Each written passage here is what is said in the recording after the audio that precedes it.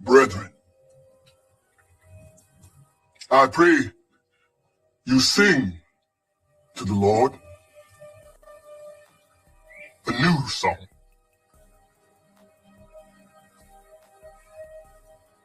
Sing praise in the assembly of the righteous. Let the saints be joyful in glory. Let them sing aloud on their beds. Let the high praise of God be on the mouths of the saints and a two-edged sword in their hand to execute vengeance on the demonic nations and punishments on those peoples, to bind their kings with chains and their nobles with fetters of iron, to execute on them this written judgment. This honor have all his saints. Praise the Lord. Praise the Lord. Sing to him a new song. Praise the Lord. Praise the Lord.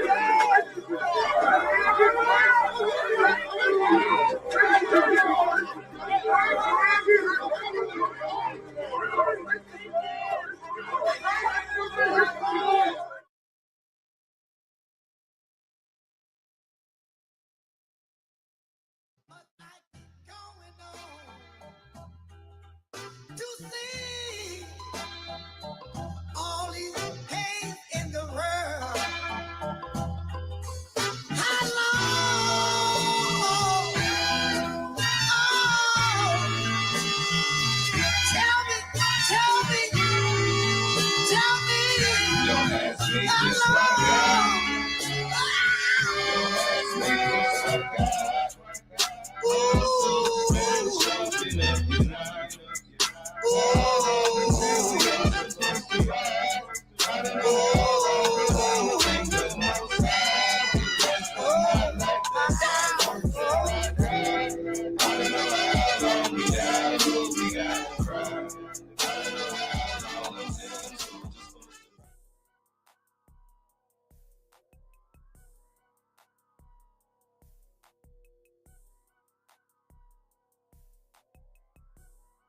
I'm here in Kerrville, Texas, which was the site of a deadly flash flood on the 4th of July, which claimed many lives.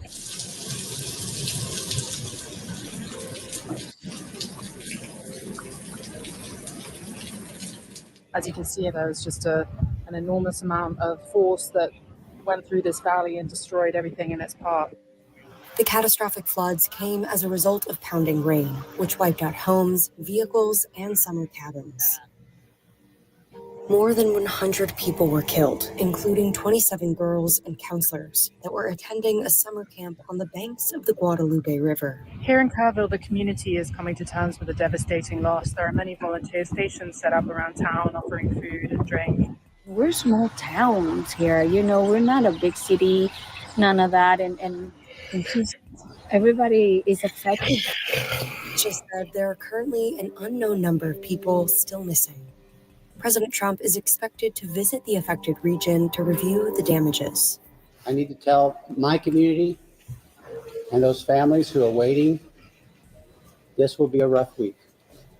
Primary search continues, and we remain hopeful every foot, every mile, every bend of the river.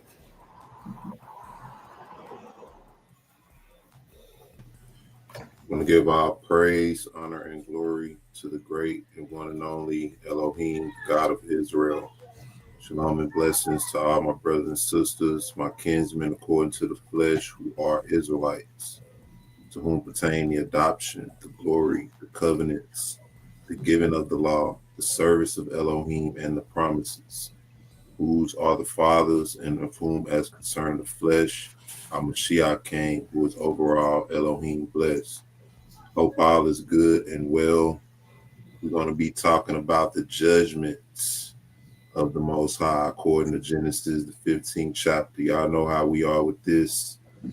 This is like one of the things that, when it comes to this topic, this is something that we're expecting. We understand that these are some strange times, but we're expecting this, you know, and the Most High has graced us to be able to understand this to a point we can explain it rather to our people. So we're gonna be looking at some stuff tonight. What's going on, Brother Kadar? Shalom, shalom. All praises to the Most High, Yah. Thank Him for waking me up. Thank Him for the Messiah, the Holy Ghost, the Ruach. You all in the chat. Time to get in. Shalom to the 12 tribes of Israel scattered abroad, the Negroes. Yeah, I love this topic because the 400-year prophecy didn't fail us. Didn't fail us. Didn't fail. The prophecy is happening as we speak today. We are in the time of the judgment. When you read it, some people read it, they'll say, well, why ain't y'all left yet? But when you go back to read Genesis 15, 12, 13, 14, 15, you'll see it says, after the 400 years, I will judge that nation, and then you will leave out great substance.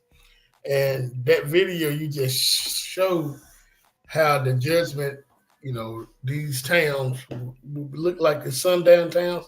Now, this is the thing. Last year, right? Last year, I was working around the clock during the time of the same thing happened in North Carolina, Florida, and South Carolina. It was bad. And from what I saw, it hit sundown towns, even in the areas of North Carolina.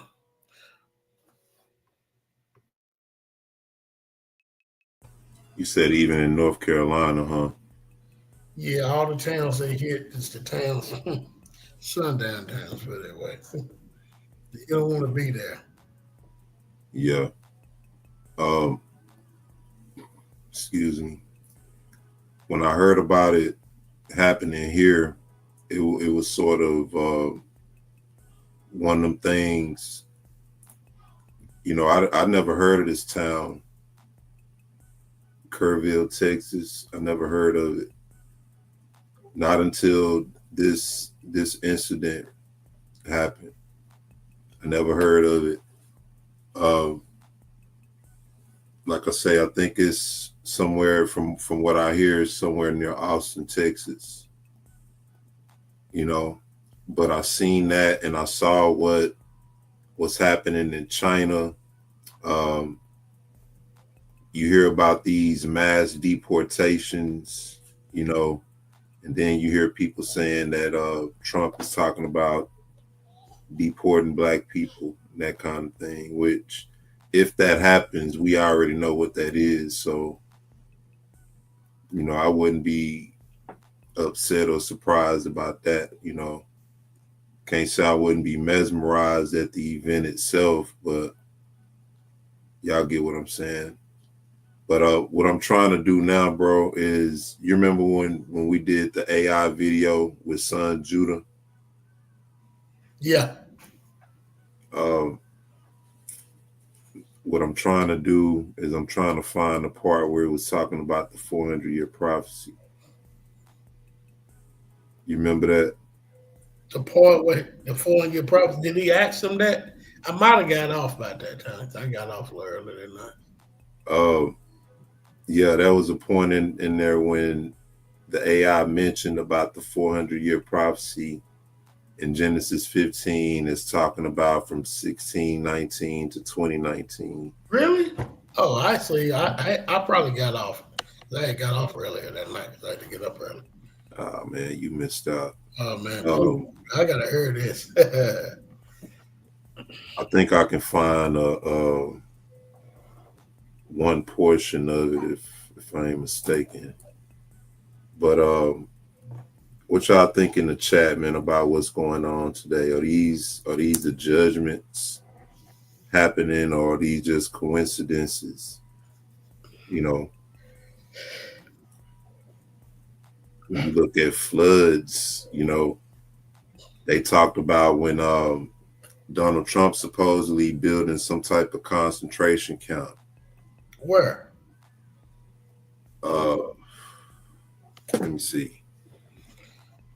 And what do y'all think about that water turning blood red in Colorado, I believe? Yeah.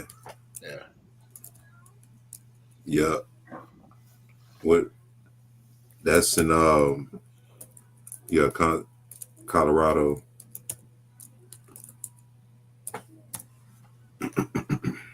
Oh, Florida. Somebody said Florida In Florida. concentration camp. Okay. And supposedly today, yeah, Alcatraz. They Yeah, supposedly yeah, put a yeah. bunch of alligators around the complex, so people escape or whatever. You already know what that is. But supposedly it flooded right after they got it completed or somewhat put together. You know what I mean? Mhm. Brother T, what's going on? Shalom. Can't miss out on the chat. Got Brother Todd C. What's going on, Brother Todd C? Got Brother Earl. Shalom, Brother Earl. Zuriah, Bat Yisrael. Shalom. Good to see you in the chat. Run that back. What's going on? Run that back, Turbo. Shalom.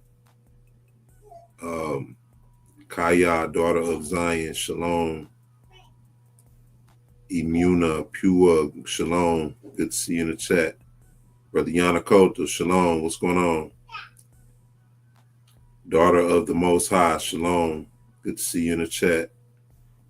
My love, Shibria. Shalom. Robert Yellock Sr. Shalom. Good to see you in the chat. Sister Pensy Lola, Yah bless. Shalom, sis. Brother Rio, what's going on? Shalom. Lynn X, shalom. Good to see you in the chat. 78 Vet, shalom. Fatima, Yehudim, Shao, Yasharel. Wow, that's a workout, y'all. Working us out with them names. But the Most High said it was so. She said it's in Florida with the Donald Trump joint. Shalom, good to see you in the chat though. 12T JC, shalom. Good to see you in the chat. Sister Kimberly, shalom. Good to see you, sis. That's everybody in the chat. Hey, brother, did you see that video? Matter of fact, Pastor Kelly got it, playing it on his channel. Kim and her friend went on this trip. They took I think it's in Greenville. I could be wrong. And man, it was this woman on a Jewish woman saying that the black people turned their backs on the Jewish people.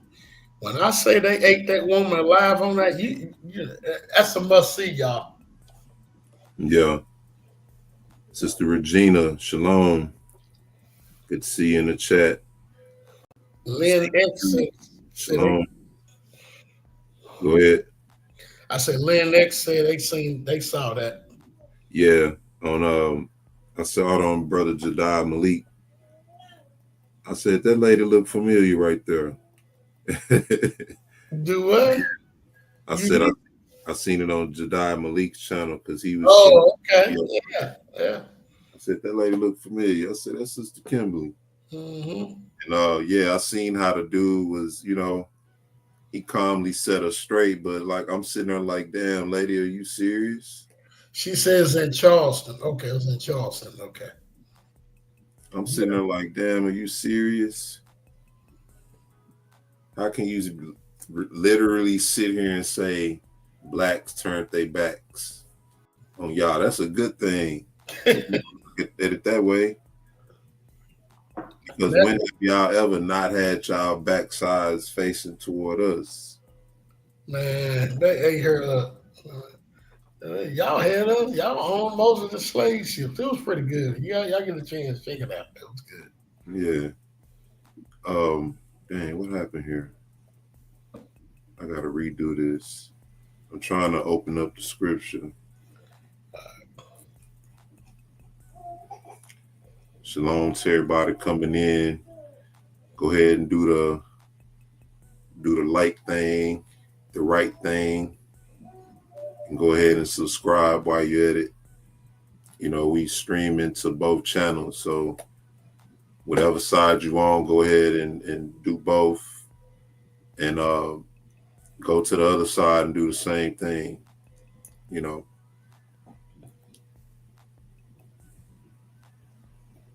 Yeah, they did finance the slave ship, brother T. And that's the thing, and they brought all that history out. It's crazy how all of this stuff is happening and we battling with our own people over who we are and who salvation is for. Right.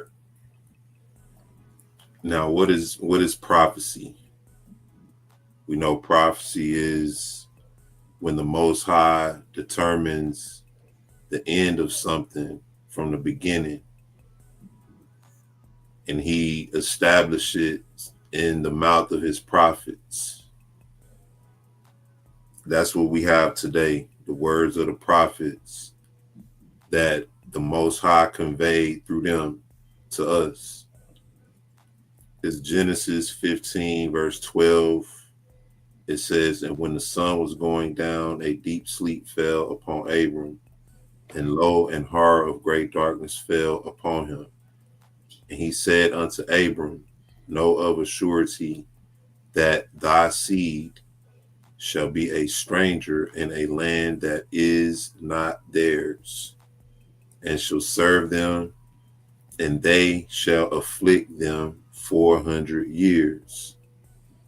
And also that nation whom they shall serve will I judge, and afterward shall they come out with great substance.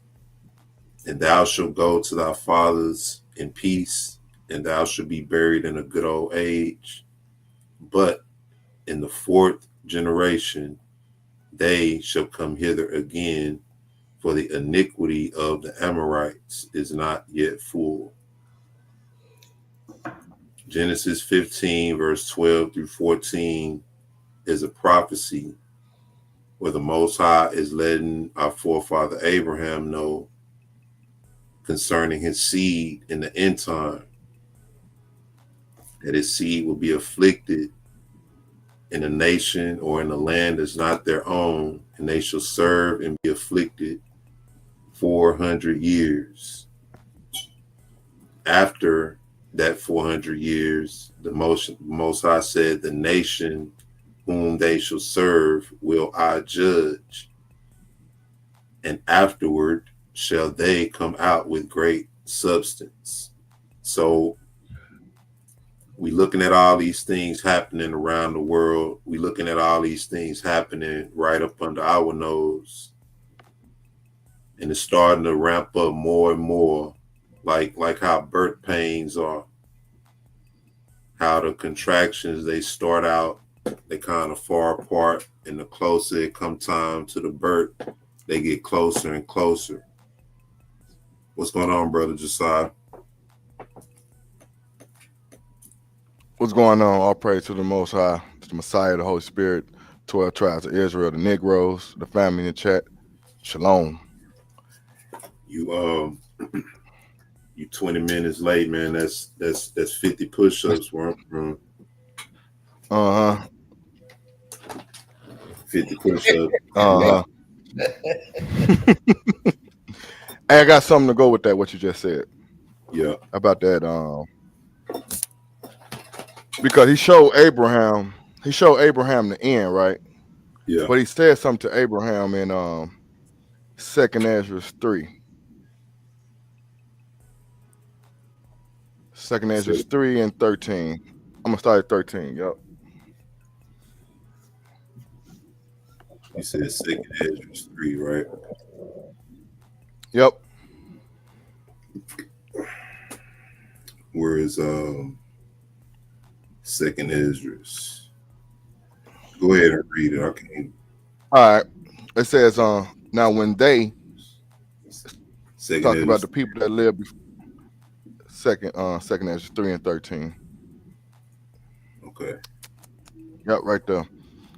Verse 14 is the kicker part right there. We know about 15, but it says, now when they live so wickedly before thee, thou didst chose thee a man from among them, whose name was Abraham. It says, him thou lovest, and unto him only thou showest thy will. So he showed Abraham his will. and made an everlasting covenant with him, promised him that he would never forsake his seed. Hmm. But 14 is the kicker because he says, only him thou showest thy will. And when you read in that what's that Genesis, that Genesis 15, know Yeah. for surely that thy seed, he showed him the end.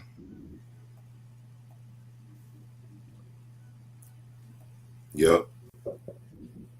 Showed him the end from the beginning. That was before he even had any children.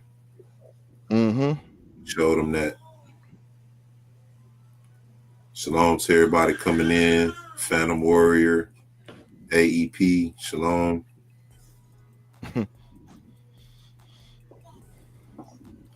Yeah, so 1619 to 2019, right? A lot of people had an issue with that. You know, back before the time started to come up on us, a lot of people had problems with that. A lot of people doubted it. A lot of people were saying, well, when that time rolled around and we still here, then what? You know, or one guy asked me, what if 2019 rolled around and 2020 and 2021, 2022? What if he said, what if we here 20 years after that? He said, then what? I said, then I'm still going to ask you to prove to me that 400 years happened in Egypt.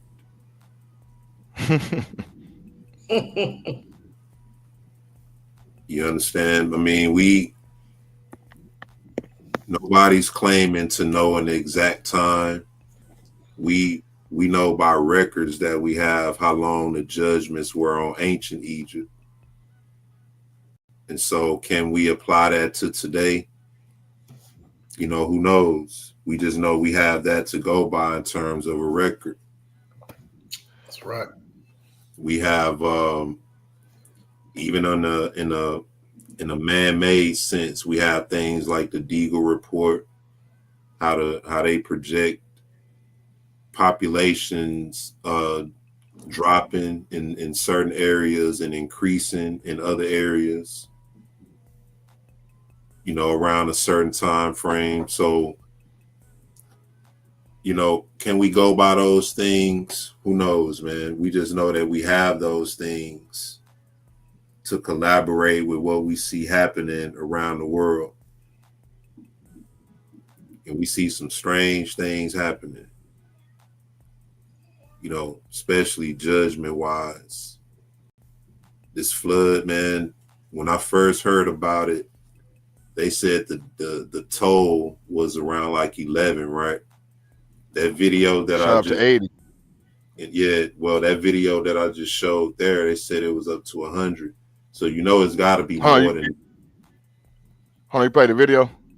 in the beginning. Okay. It was saying in the video that it was up to 100. So think about that. It's got to be more than that. It's got to be way more than that. That's just what Yes, body's not found. that's what they're reporting exactly.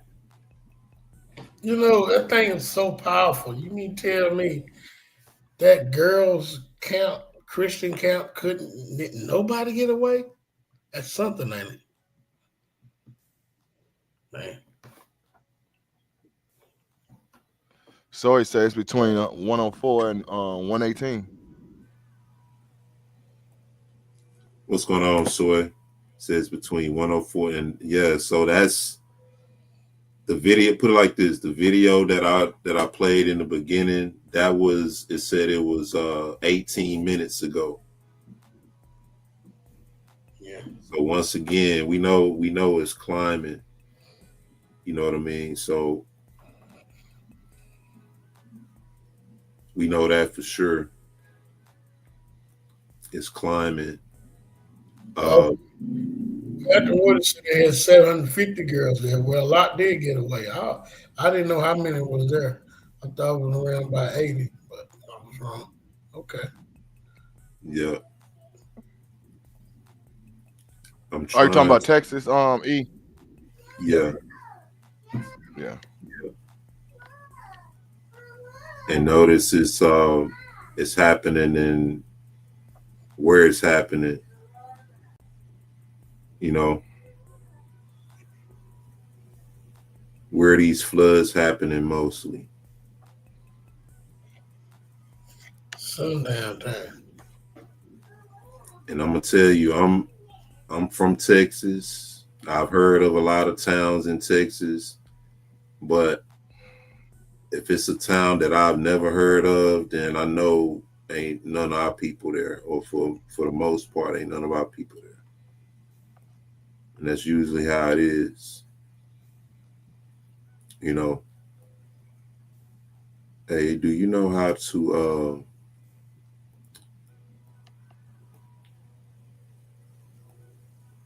I'm trying to look at the transcript. Y'all know how to do to pull up the transcript in the chat?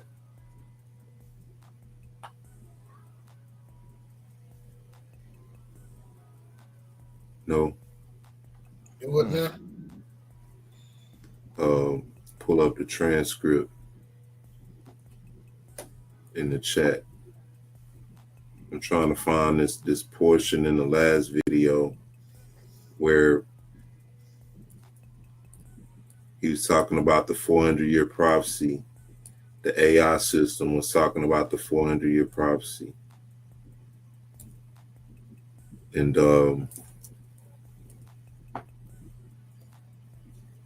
let me see. I'll find it.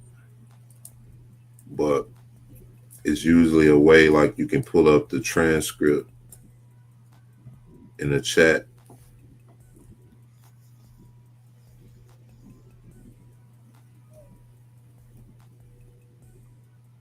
But it's cool. Y'all got anything else that Genesis 15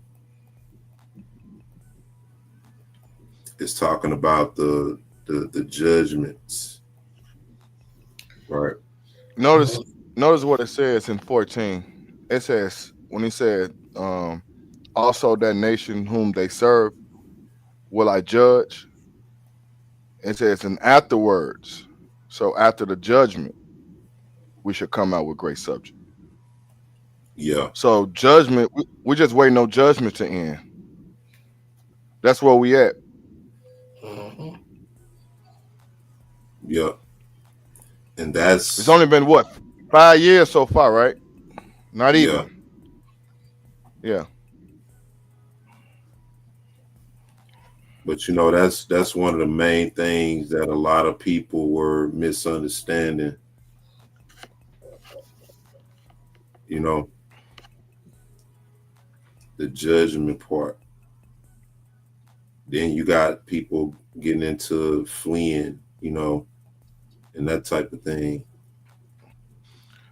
Hey, can you pull that I think it's in Targums. It talks about how many plagues it's gonna be hit with. So if it took 10 years, I mean if it took 5 years for 10 plagues, imagine how many years it might take for all these plagues. I You think it was said 100 and something. 250, I believe. 250 versus 10. So it took 10, it took 5 years to do 10 plagues. And he said you're gonna hit this one 250. We can read in Second Ezra 15 and 16 about those plagues too. yeah. And then let me see. Then you got Revelation, you know, vials poured out, and the wrath of God. Come on, man. We got a lot of stuff take place. Let me I think see. we're just getting started. Are you sure it was in the Targums where it said that? That 250. The I think apocalypse I, of I Abraham? think it's a it might be the apocalypse of Abraham. I think it is. I got those books too. I just can't get out of the 80 Yeah. books right now. And I just want to know what the time stamp was. Hold up.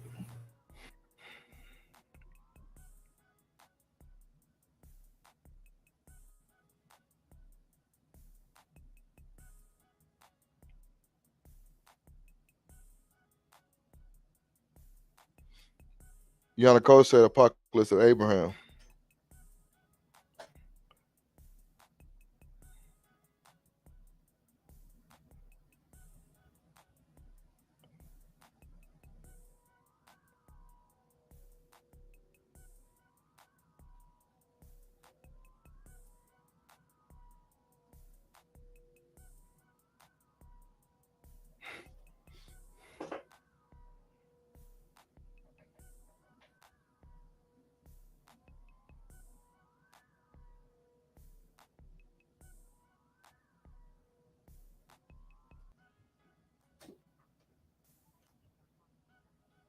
Our normal hours are Monday through Thursday. Y'all chop it up real quick. I'm doing something. I'm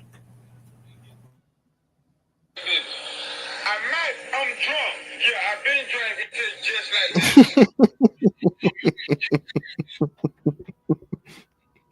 Why you on that?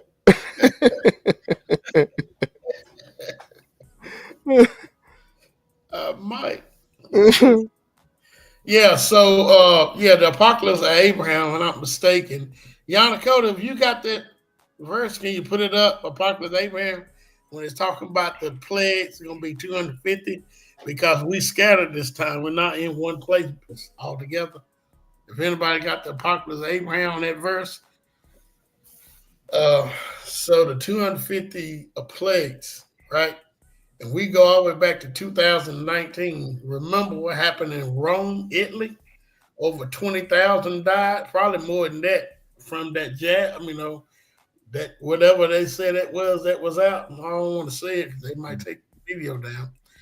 And then we had that other disease that came out. What was that disease came out messing people's face? Can't think the name of it. Then we got the wars that's happening, been happening for You got a the minute. total. Spain You got the too. total death. You Yeah. got the total death of the how many people died in that actual coronavirus pandemic, whatever. I Let know me see. Spain. Well, in Rome, Italy is a whole lot, and in Europe was a whole lot, and America was.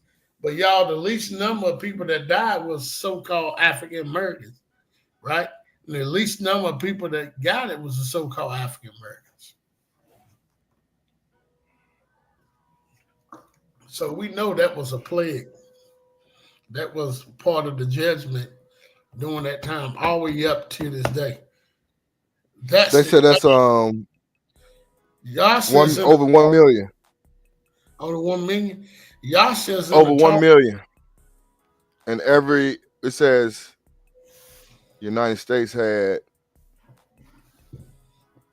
Damn, that's a big number. I don't know how to read these big ass numbers. That's a lot though.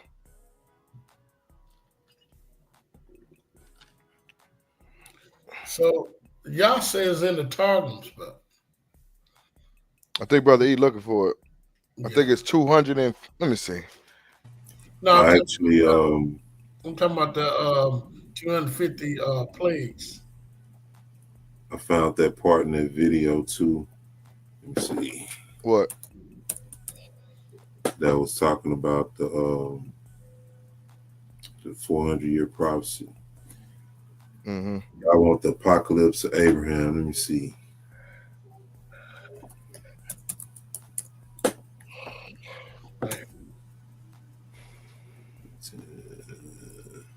Hey, I feel like somebody put a sleep spell on me today. I sleep all day.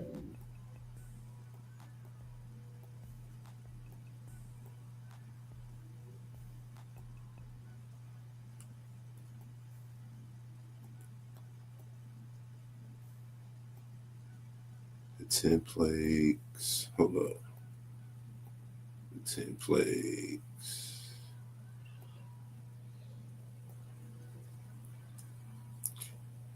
Yeah, I can't let me see. While the 7 ushers the final judgment, several other trumpets announce judgments like the Egyptian plagues. Let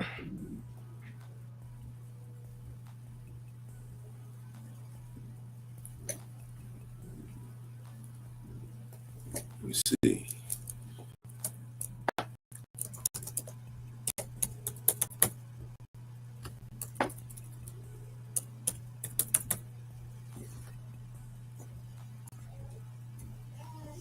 Yeah, it's not in here either.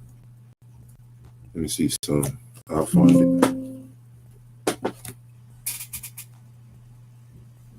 Because I thought it was in the Targums too.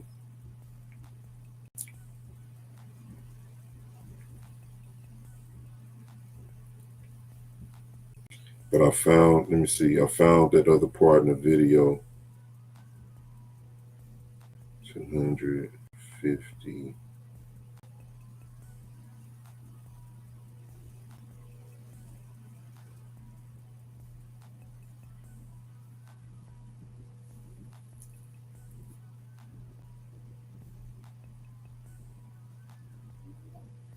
Ten plagues. Yeah, I'm give me a second. Let me look that up. But let me do this. This is talking about the 400 years. We get the time marker. This is from that AI video we just recently did with Son Judah, challenging the AI, pushing AI to the max. And so here's what I want it right there. Okay, here we go. Fair use. Out of fair use myself. Check this out.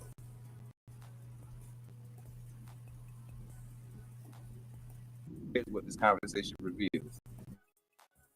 Hebrew Israelite identity, mathematical precision, 1619 is 400 years to 2019, exact prophetic fulfillment, historical alignment, transatlantic slavery, uniquely matches Deuteronomy 28:68, ships transportation of bondage, prophetic descriptors, African Americans experience aligns with biblical curses and restoration promises, timeline convergence, global awakenings and events accelerate in post 2019, covenant specificity, Genesis 17:7, covenant with Abraham's seed and their generations, genetic continuity, Jeremiah 31:31, new covenant specifically with house of Israel and house of Judah, Matthew 15:24, Christ sent only to the lost sheep of the house of Israel, Matthew 1:21, he shall save his people from their sins, New Testament Gentiles, Ephesians 2:11,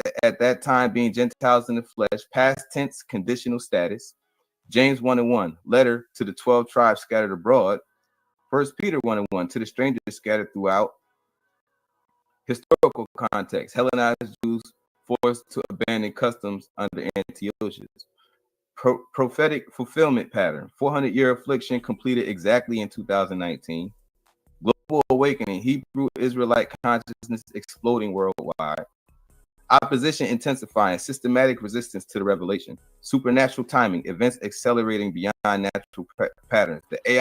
Hey, brother E, rule. in your opinion, brother E, in your opinion or your perspective, when 2019 hit, what happened from your perspective? When 2019 hit, the first thing that happened was that CV-19 worldwide, and so I immediately knew that this was the beginning of a judgment, or the beginning of a pandemic, or what the Most High said He would start to do. And I knew that the world would play it off as something else. That's what came to my mind. I noticed, like you said, when that pandemic hit, it's like it was right on time. And then when it's funny because numbers don't lie, right? So when you do 20 times 20 is what? 400. Yeah. 20 times 20. 400. When 2020 hit, it's like the world ain't been the same since. Yeah. Yeah. I'm telling you. Yeah, some people did okay during the pandemic, you know. It's depending on what area you in. That's for sure. But I knew one thing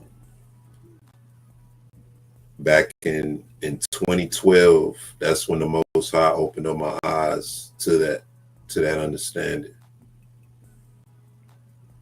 And so for all that time, I had that understanding that was talking about us in our time.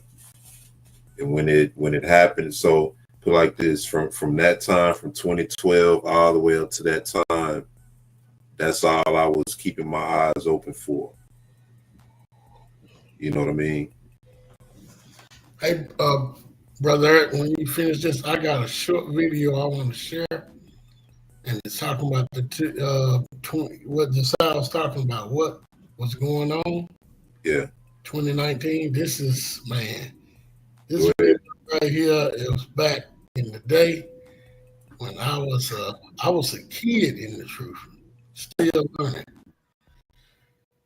Oh man, let me see.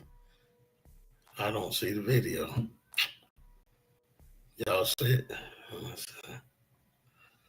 Let me see. I can go back to it. Hold up. You gotta click the video and then share it. Yeah. Video. Hold up. Let me see. There we go. All right. You see it? Yeah. All right. For you, well, that's me then for you. But this is when I was younger. I don't know. This been reposted because this was before August of 2019. You can hear me talking. So it says January 15, 2022, but this was before. The Israelites out here and scattered abroad. I like to give thanks and glory and honor to the Most High, Yahweh, and to his son, Yahweh Shai.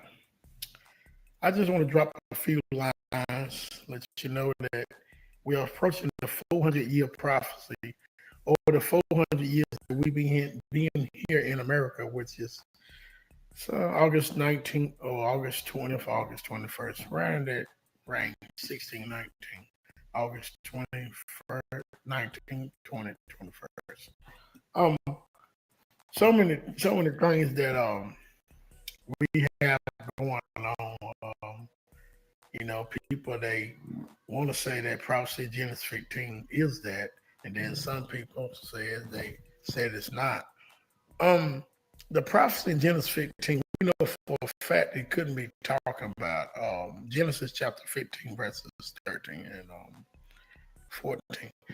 We know for a fact it couldn't have been talking about the Egypt slavery, because they was not in Egypt 430 years. What that's talking about in the Bible, when you see that 430 years, it's from the time of Abraham, when he entered into the land of Canaan, to the time of Joseph into the land of Egypt, to the time that Moses came out and got the law, was 430 years. But from the time that Joseph entered into Egypt, where he was 38 years old. So they was not in slavery the whole time that they. I just wanted to. Oh, you took it down? Yeah. Well, there we go.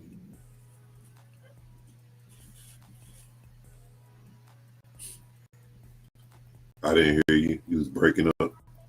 Can you hear it now? You trying to share the video? Let me just take it down. My point is that even during that time before 16, hold on, taking that, before 2019 rolled around August, this was before we was all talking about that, right? Yeah. We was all talking about that.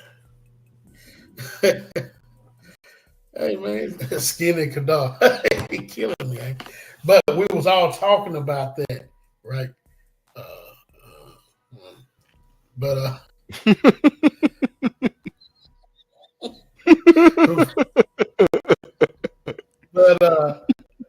so we were, during that time, I was on Solid Earth during that time. I think I was. Was I on Solid Earth during that time, Eric? Maybe Or was it right after? yeah, maybe a little after. Yeah. So we, in other words, a lot of Israelites was knowing that this 2019 was coming abroad, coming.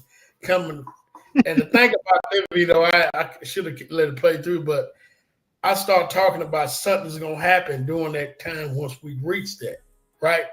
Because I used to tell my sister, "Hey, I don't know what it is. Y'all better stop eating pork." I would always drill it in them during that time, right? And right after August 20 or 2019, going into October, September, October, November, and all that. Hey, all HELL broke loose. And my sister called me and said, "Oh my God, how did you know that?" I said, "We're talking about I said, because I read the scriptures. I ain't no prophet." That's how I knew something was going to happen. So, yeah. Look like we 1 foot in, 1 foot out. Spiritual B, what's going on? The 10 plagues of the apocalypse of Abraham. Check this out. Y'all was right. It is in there. I thought it was an apocalypse of Abraham. It's the Targum, right? It says I said that first, didn't I? Yeah. Yeah. Yep. But I get them mixed up sometimes, actually. Say, when the sun was about to set, a deep sleep was cast upon Abram, and behold, 4 kingdoms were rising to enslave his children. 4 kingdoms were rising to enslave his children. What children? He ain't had no children yet. In Genesis 15. So 4 kingdoms were rising to enslave his children. Babylon, dark, that is Media, or he says dread, that is Babylon. Dark, that is Media. Great, that is Greece. Fell, that is Edom, which is destined to fall, and for which there will be no rising. From there, the people of the house of Israel will come up. Y'all remember old girl went crazy when I brought this out, when she was trying to act like she didn't know who the Greeks were. Some I think it was Canaanites. Brought this out. She lost her top. It says, he said to Abram, "No, we talk about mentality. Certain that, yeah. Yep. It says, know for certain that your children will be residents in a land that is not theirs, because you did not believe. And they will be enslaved and afflicted 400 years.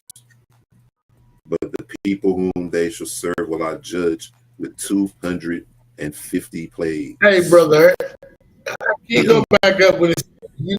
Who didn't believe? So you talking about Abraham? You talking about Abraham? Okay. Yep. I thought he believed. Hold up. He said to Abraham, "You think y'all should have started about Abraham?" Yeah, it's talking about Abraham. I thought the scripture said he did believe. It said he's the friend of God, friend of the Most High. I wonder if he's talking about his children. That's why I asked that. You see what I'm saying?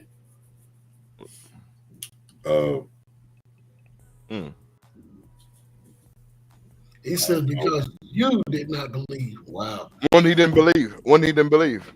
That's why I think he's talking about the children of Israel, but I could be wrong.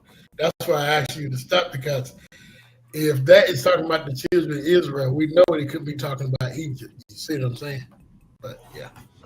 It could have been talking about when It could have been Go talking ahead, about when the Most High promised him a seed and he moved presumptuously, and that's how Ishmael came about. notice notice how verse 13 is separate from those four kingdoms. This is something that's separate, that's going to rise after, that's going to be inside of Edom. But You then see that? it was, Yeah. yeah. You say it's gonna be where now? Hold up. Verse 13, you see, verse 13 is separate from verse 12. Yeah. Okay. It says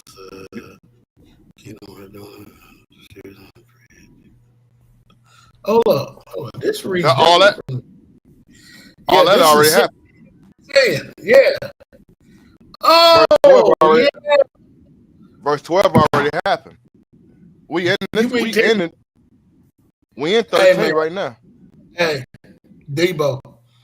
You know, I never looked at that. Yeah, you're right. All this, because remember, that's Babylon. What, tell me. And then when Daniel 7 and 20, when we see the 10 horns, Exactly.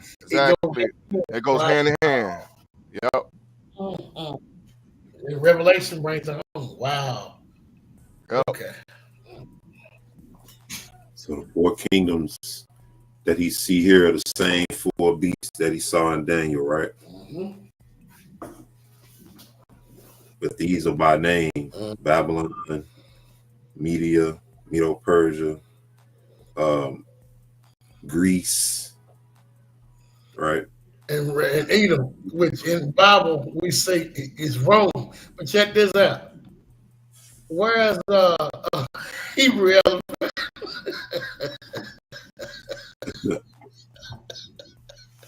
he said Rome wouldn't Edom. Yeah, a lot of people said that. You read this, what you gonna say then? This is crazy. It don't say Rome right there, bro. This man said Rome and Edom is not the same. But we can read Rome is the fourth beast, right? Yeah. And Edom was the fourth beast. We can read. Oh, man, come on. Man, ain't no kingdom. There's no kingdom after Edom. So verse 12, us going into 400 years, that's still Edom. Most definitely.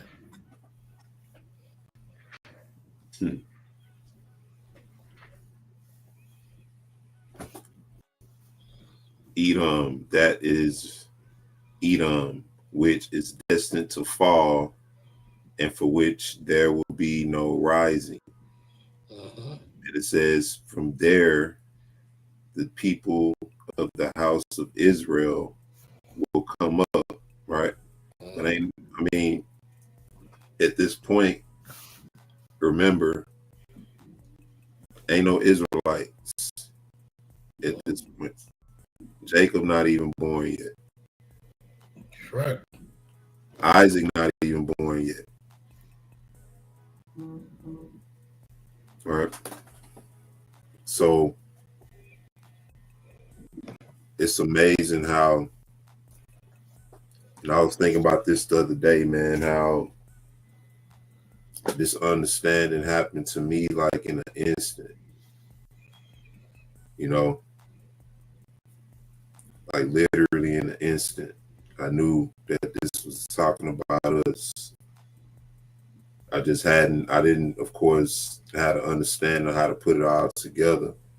But once that inner inclination came, I started to search it out more. And that's when I came across different channels. I challenged a lot of different people, you know. Although I didn't have what I have now, I had enough to at least question certain people's logic. You know what I mean? Hey, man, I don't got nervous over here. What? I remember my band y'all brought the Targums out, but I never looked at that. Like I never really looked at it. I just heard them read. I guess I wasn't paying attention. Man, I never read it. I never read that in the Targums. And we talking about the 400-year prophecy. I never read that. And I'm thinking about, I used to pray about, like, it sound like a Christian. Said, Most High, please lead me to the scriptures to understand Genesis 15. And it led me to Daniel 7 and the Revelation chapter 18, 17, 18. That's how I came with the understanding. But man, the Targums, did y'all see that? This is unreal. Yeah. I read it. I never read that. And I'm nervous over now. Guess what? It's scary. It goes in more detail in the letter of Jacob, the 400-year prophecy. Told the same thing to him, just a little bit more detail. A little more detail. I never read none of that. Letter of Jacob. Yep. I guess that's why I think too many people challenge us on the 400 prophecy. But what he said, that's a Debo. What's his Exodus 12:21? In the Targums. Then Meach got something that says, "Oh yeah, same thing." They all bearing witness. They all bearing witness with spiritual being. You got Young Dakota and Meach in the STL telling us to go to that.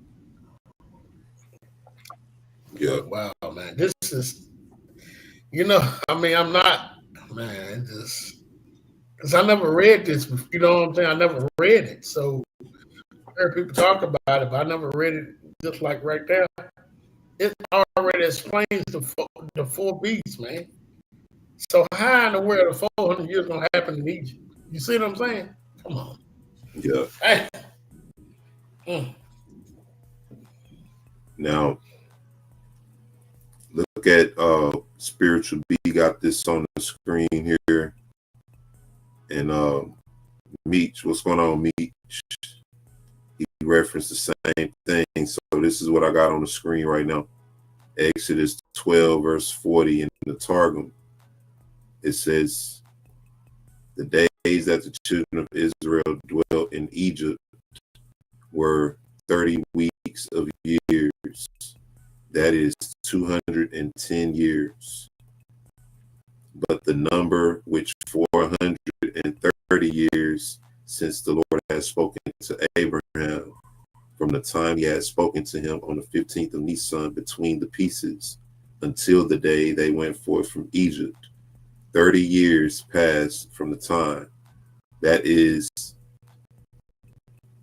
30 years passed from the time that this covenant was made until Isaac was born. And 400 years from the time that Isaac was born until they went out redeemed from Egypt. And on that very day, all the hosts of the Lord went out redeemed from the land of Egypt. So it's basically telling you that it was 30 years from the time that the Most High made the covenant until the time Isaac was born.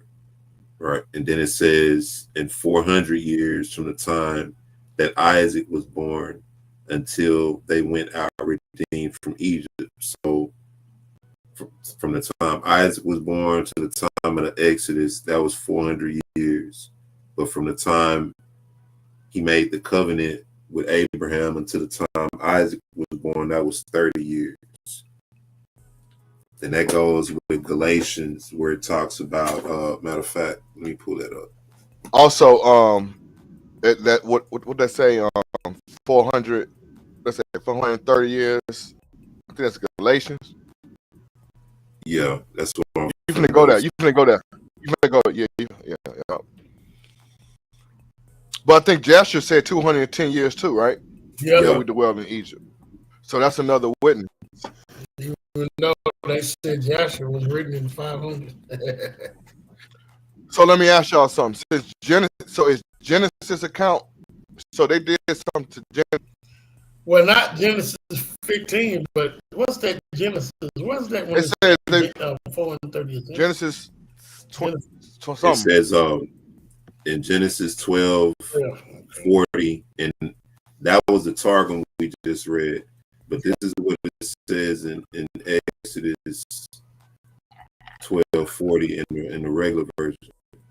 Well, I can't read it out of here either, because this is what my versions say. Exodus 12:40. That was T. It say, now the sojourning of the children of Israel who dwelt in Egypt and Canaan was 430 years.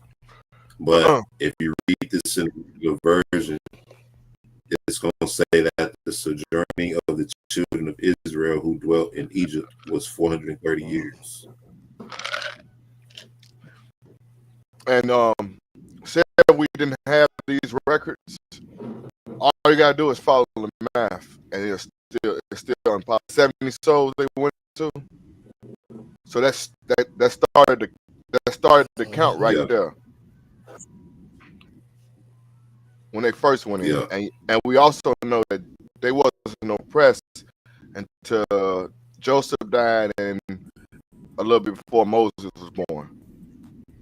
So even it's mathematically possible, just like AI said. Yep. Galatians 3:16. Now to Abraham and his seeds were the promises made. He said, not unto seeds as of many, but as of one, and to thy seed, which is Mashiach. And this I say, that the covenant that was confirmed before of Elohim in Mashiach, the law, or the Torah, which was 430 years after, cannot disannul, that it should make the promise of none effect. Now, this is telling you that the covenant that was confirmed, the law, which was 430 years after,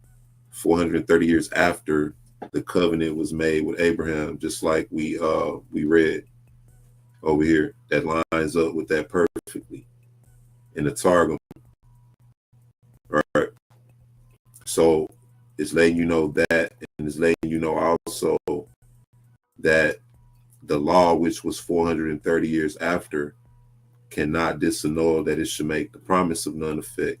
So when people keep saying, Israelites broke the law, they broke the covenant, and they use that as a springboard to say non-Israelites can be saved. But this is telling you that just because that happened, that doesn't do away with the promise given to our forefather Abraham, because it was given to him by promise.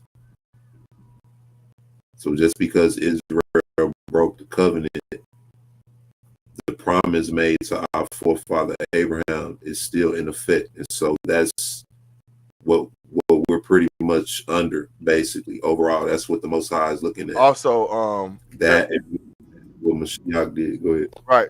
There was a promised seed that was going to receive the promise of Abraham, already ordained, and that's why Christ said, "I love them and not the world. Those that you gave me in the world, I love them to the end." That's why he said that, because there was a promised seed that will receive the blessings and the forgiveness of sin.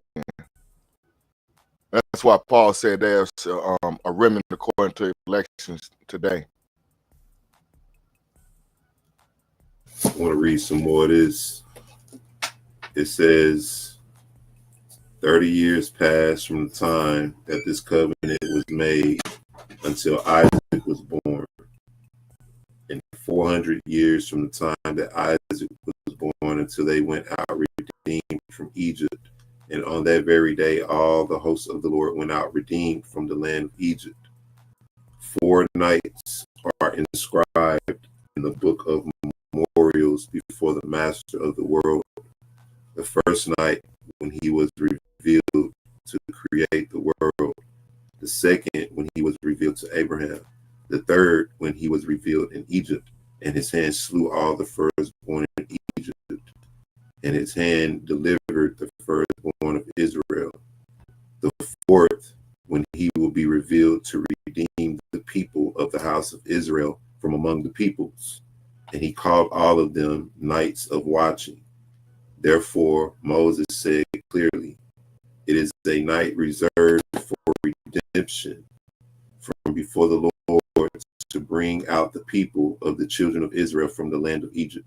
That is the night that was protected from the destroying angel for all the children of Israel who were in Egypt. And it was also reserved for their deliverance from their exiles throughout their generations. And the Lord said to Moses and Aaron, this is the ordinance of the Passover. No Gentile and no Israelite who has not apostated and has not repented shall eat of it.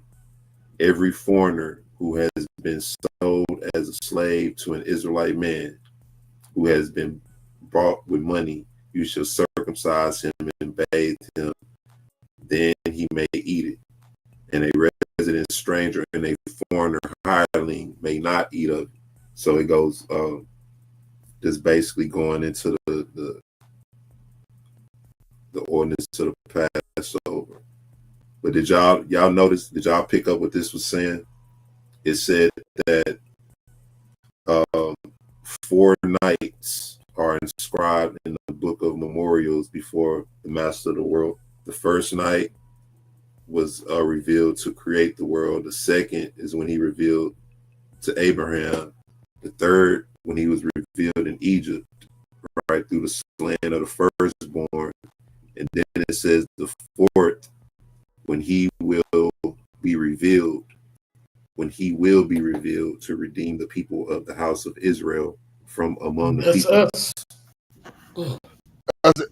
That's very interesting. So 4 times, huh? This is Exodus 12 in the Targums, by the way. Everything seems like it's 400, 4 generations, 4 times with this, 4 nights. 4 nights. Is that, I don't know if is that what I have? Jerusalem. I don't have that. I think I barely was able to find this one. But what y'all think about that? Also explain why the servants can't be equal to us. That's what he said. What they have to do. They have to circumcise and bathe them. I wonder why they call them knights. You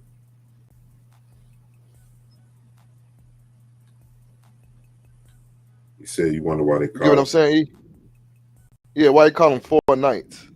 The first one when he created the world. The second one, Abraham. The third one, Egypt, and the fourth one when he redeemed us, right? Yeah. So why is it called nights? Do it go something with them dark waters in Second Baruch? That's a good question. But check this out. It sounds like the Messiah is doing the redeeming right here. We know the Messiah and the Father more than one. He called them nights of watching. Look at this. That's we looking at Abraham, right? Acts 3, verse 20. It says, and he shall send Yahushua Mashiach, which before was preached unto you, whom the heaven must receive until the times of restitution of all things. Wow. Elohim have spoken by the mouth of all his holy prophets since the world began.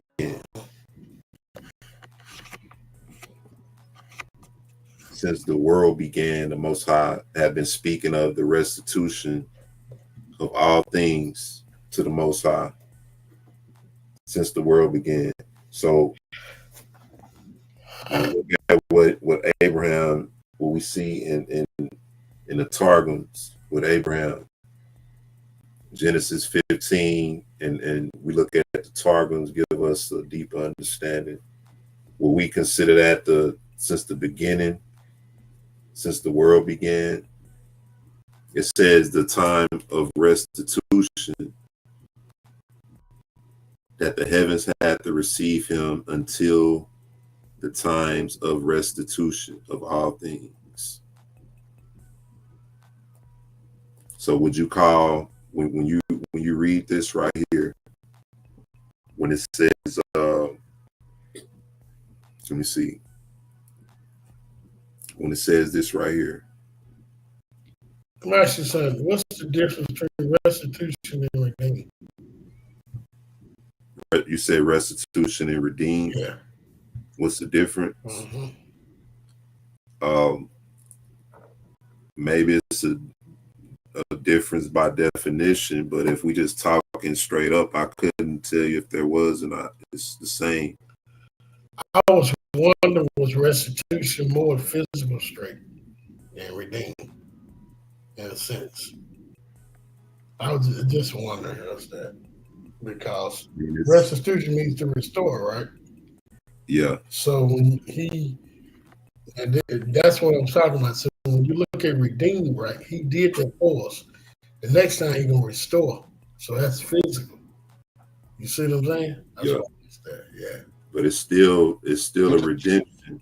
Yeah. It's still redemption. Did the children of Israel get the great substance and then go into the wilderness? Yeah. You talking about from Egypt? Yeah, the awesome stuff. Yeah. Maybe that's the same thing that'll happen with us.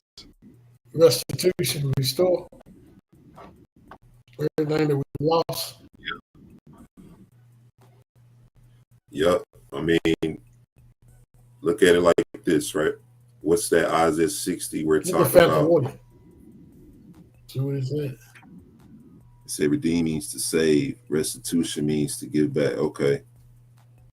Mm-hmm. I was saying that's my definition. The reason I was saying that is because when he restores us, that means, of course, redeem us physically too.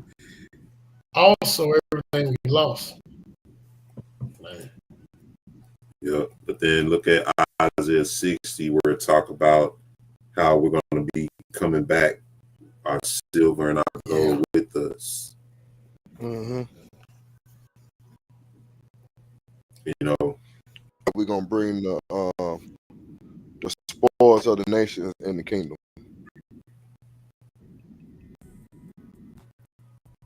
Yeah. It says that Edom, which is destined to fall and for which there will be no rising. It says from there the people of the house of Israel will come up. So now when it says he spoke these things in the mouth of his holy prophet since the world began, and then when it says he called the end from the beginning, notice Israel is not a nation at this particular time, right? Jacob not born, Isaac not born, but this is a forethought or a foresaying of the Most High to our forefather Abraham concerning his seed, which will come. All right. He's telling them they're going to be afflicted by 4 different kingdoms. And the final kingdom will be the kingdom that they rise up from. And that kingdom will never rise again. Now we go back to that second Ezra that I read earlier. He actually showed Abraham everything. He showed him his will. He showed him everything. From the beginning, right? Yep. And if we even want to go further than that, we can go to Enoch's writings. If we want to go further than that. Spiritually,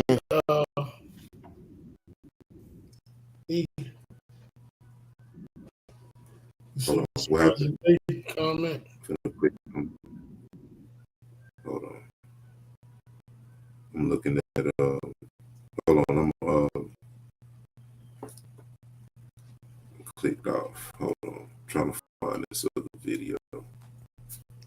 Try to come on. Who's spiritual be? Yeah.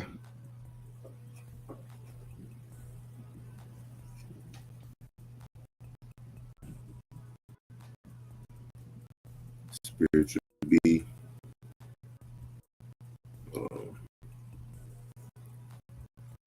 All these videos kind of long. It said China faces devastating flood catastrophe.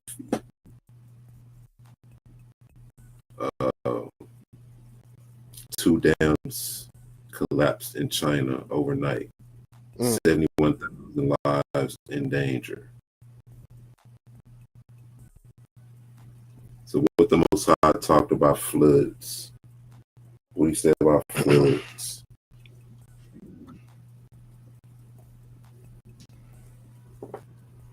Did he say anything about floods? Mm-hmm. What you got on that, Kador? Say what now? What the Most High said in the word about floods. About floods? Yeah. Well, I think when you look at Luke, when the Messiah prophesied, he talks about all these things supposed to happen. Floods, great catastrophe, all these things supposed to come to pass. But of course, we know that this world is going to be destroyed by fire, not by water. But floods is part of the judgments, where we can read in Luke 21. Earthquakes, rivers roaring. Fear. It said fear for sighting. So what's a fear for sighting? It could be anything.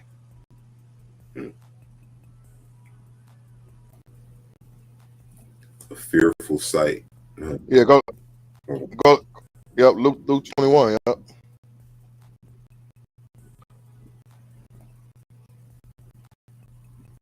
Luke 21 and what? You damn near to see 11. You damn near to see anything when it say fear for sighting. You know what I'm saying?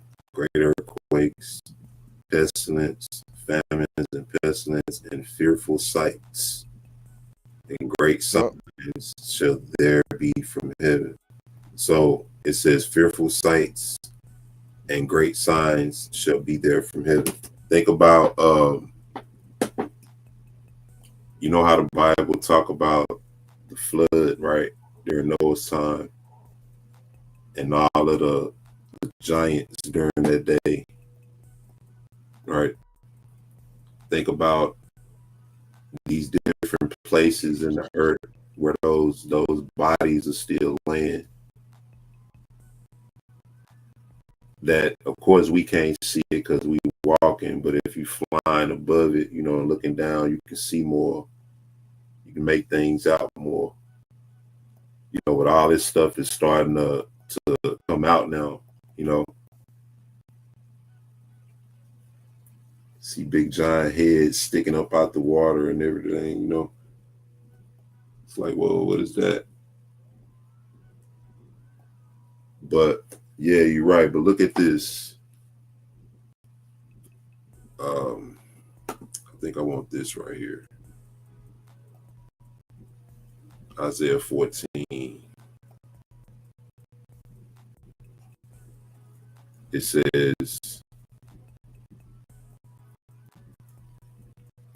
says, prepare slaughter for his children for the iniquity of their fathers, that they do not rise nor possess the land nor fill the face of the world with cities.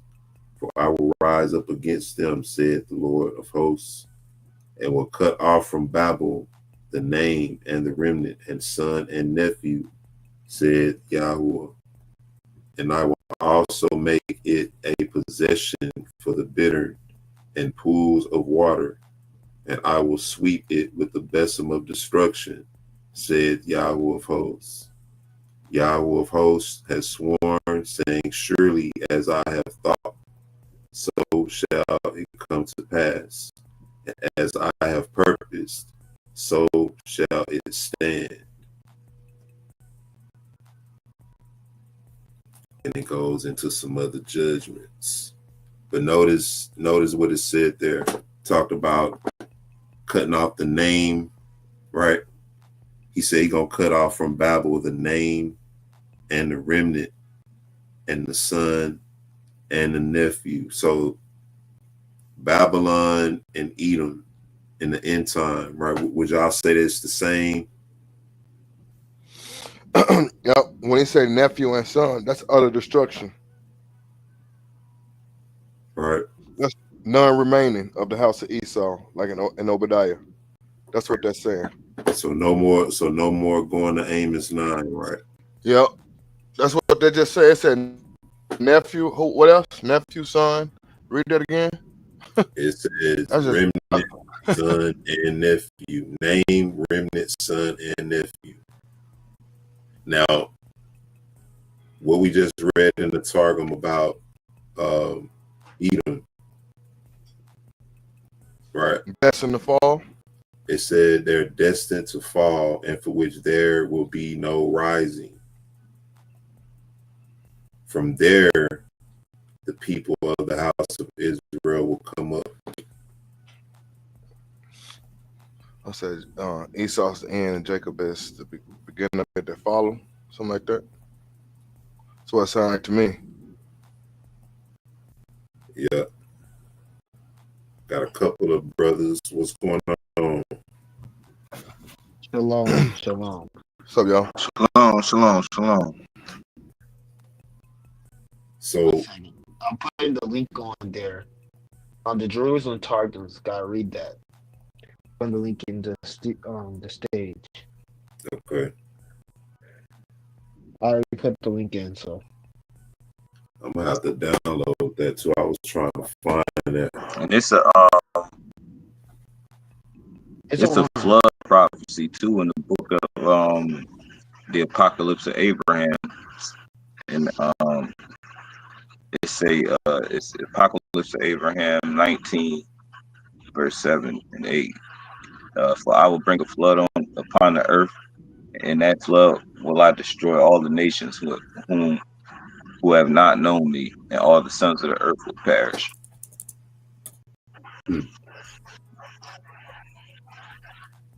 So that's the Apocalypse of Abraham. Yeah, that's in the Apocalypse of Abraham. So you know it's going to be some floods coming. Yeah. That's how he cleansed the corruption. And there's going to be more to come. You know, every now and again I look at those videos about Genesis, saying is Genesis history and that kind of stuff, and they have these different people showing and proving how the Exodus was a worldwide event, and they show evidence of it all over the world, and they talk about the flood and how when you look at fossils, right? For instance, fossils, when something is fossilized, that's basically like a form of preservation. That's how it's preserved. That's why when they find fossils, they somewhat intact fully. They got to be gentle with them still, but they somewhat intact because they were preserved by something. Now, ironically, all the fossils that they find are all dated to the same time period. Some of them are, depending on Not only that, but they find it's fossils. They find it up in the mountains in the Himalayas and shit. Yeah. Like fish fossils and stuff, like in the mountains. Yeah. That's like way above surface level. So that's and it's also a lot of the fossils that they matter of fact, almost nearly everything that they find that's like fossil, because when it's fossilized, it's basically petrified. But when they test it, they say that the whatever the fossilization or petrification process was, it had to happen quickly. Exactly. It wasn't like a million-year process, because when you think about the time frame of something, right? Let's say if you bury something in the ground, right? It has to bypass many different processes. You got the outside elements, the scavengers and the parasites and different things that eat on it from the outside. Then once it goes under the ground, let's say it's in the dirt, you got the parasites, the worms, and the different things under the ground that eat at it, and it's decaying and everything. The fossilization process is something that happens quickly, and is able to bypass all of that, and that's where the preservation process come from. And that's what they saying happened with these fossils. And they have those scholars who, they make it outrageous with the millions of years and everything, but you have other scholars and archaeologists that look at this and they say whatever this was an event that took place quickly. When you read about the flood, one of the details about the water was that the water was very cold. I forgot what record that mentions that. It talked about the water being cold like ice. So you had water pouring down, water coming up, and it was raining at the same time. And the water was cold. Y'all had anything? Those what do I call them? They what are they called? Those places, it's a couple of them on Earth where it look like it's a massive impact crater from like it looked like from the sky, it looked like it could be an eyeball. Yeah. Like it's weird. And they got a couple of these spots on the Earth. Yeah. And they say that it's from, an impact crater from a meteor or whatever. But I was looking at a video a while ago, and that they were speculating, which was really making sense, that they was actually the what you call them, the fountains of the deep.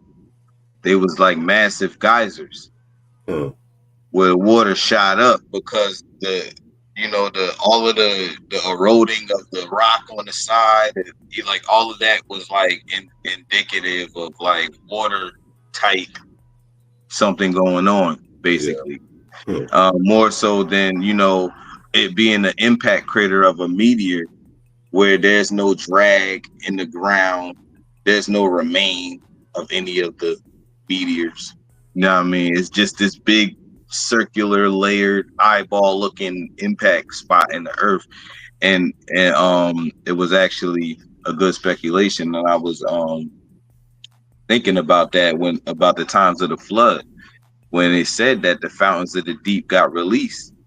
Like it's kind of hard to picture this type of stuff, but this is probably what it looked like.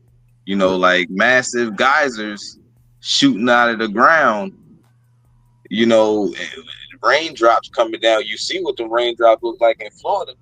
Yeah. Imagine what they was like in Noah days, so there's that. Yo, I put something in the chat area. You want to read that? Bala doesn't love everyone. He doesn't love everybody at all.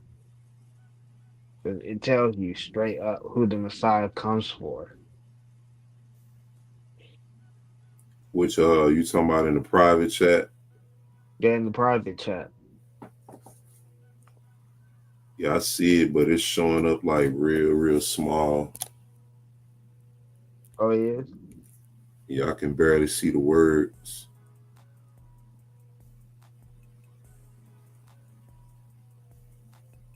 I don't know what kind of format it was under. See if you can send it under a different format because the words I are like see it. small. You talk about this night, the fourth, when the end of the age will be accomplished, that it may be dissolved, the bands of wickedness destroyed, and the iron yoke broken.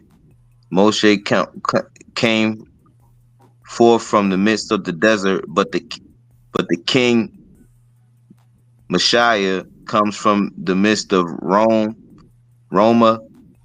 The cloud preceded that, and the cloud that will go before this one, and the word of the Lord will lead between both, and they shall proceed together. This is the night of the Pascha before the Lord, to be observed and celebrated by the sons of Israel. Is that what you talk about? Yep. Yep. Yeah, that's what I'm talking about. So break that down. So, if you read earlier, it tells you these four events.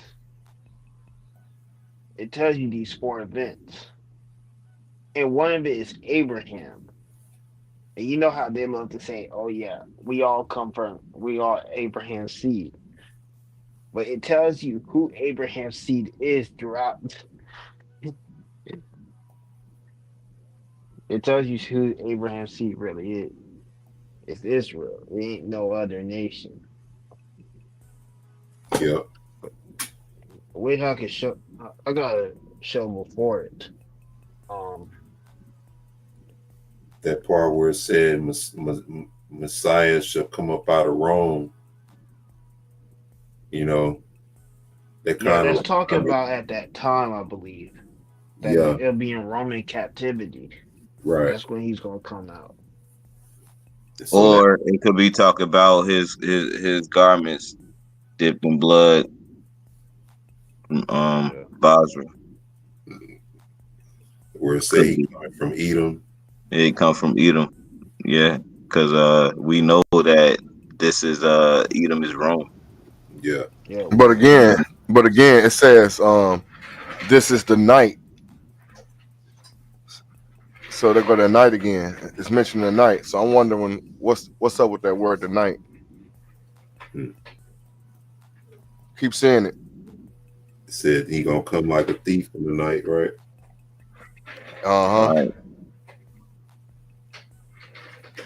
So it talked about the four nights, and each one represented I guess, a deliverance for Israel and the judgments on the nations. Yeah, I don't want to get too far, but yeah, those They I would strangers say that mentioned in they Exodus 12, that's Israelites. Like I'm telling you, it's straight up Israelites. Those strangers that join, and that's where people go to say that other nations can be saved. Those are Israelites.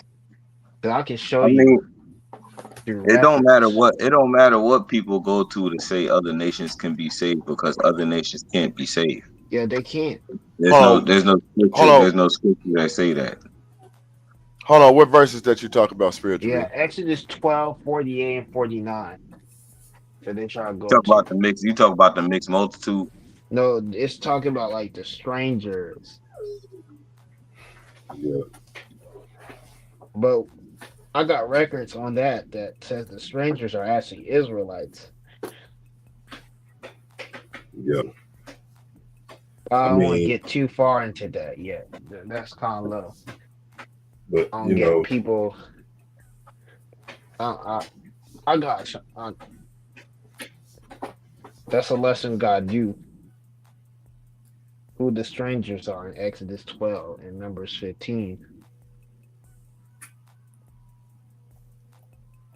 yeah, Because later on in the it says it talks about a proselyte.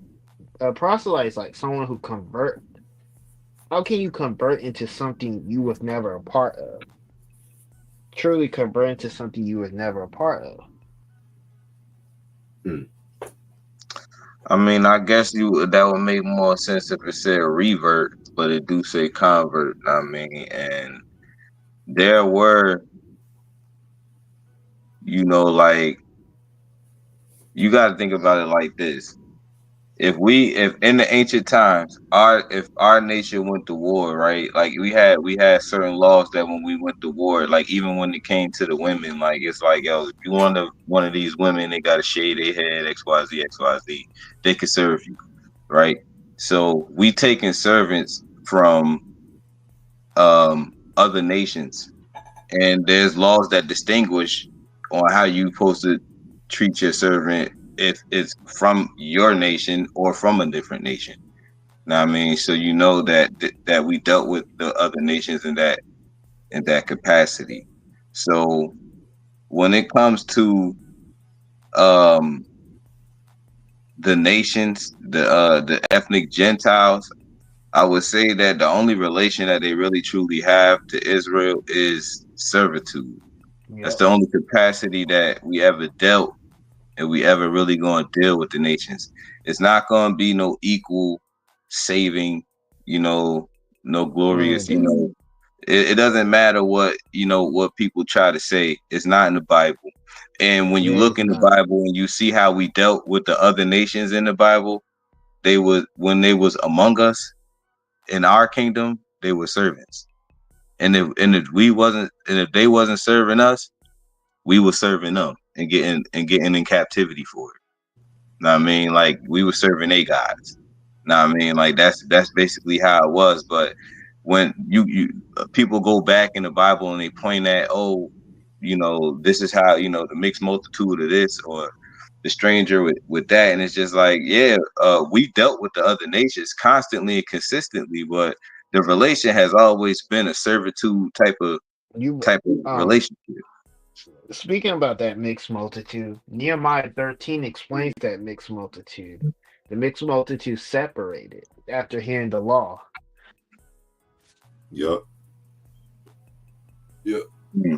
But see, I wonder this is what the law thing. made them separate themselves from Israel.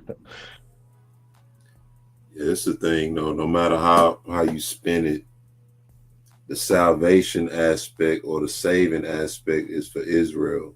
Now, if you want to squeeze it or stretch it and say that, they got to be our servants and all that, that's where you have to go to them and give them that message, because we agree with that. Now, if you want to call that a salvation, now you have to go share that message of salvation with them if that's what you believe. Right. Yeah. And that's what they don't do. They want to share it. They want to tell us. You But know what I also you mean? got to forget the nations that trodden down us They, they're gonna be killed. I mean, that should be obvious, but the way some people be talking, it's just like ain't nobody Oh gonna my pay for goodness. nothing. Only people got to pay apparently is us.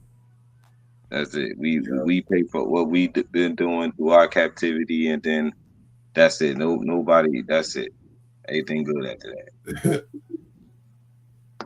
It's like I told y'all what they act like, man. It's like, okay, the only way you can admit you wrong is if we suffer with you, and even then you don't admit you wrong.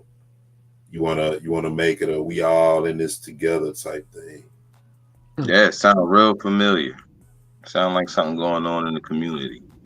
Yeah, a lot of that. You know what I mean? So when it comes to the 400 years, we know that fits nobody but us. That fits nobody but us.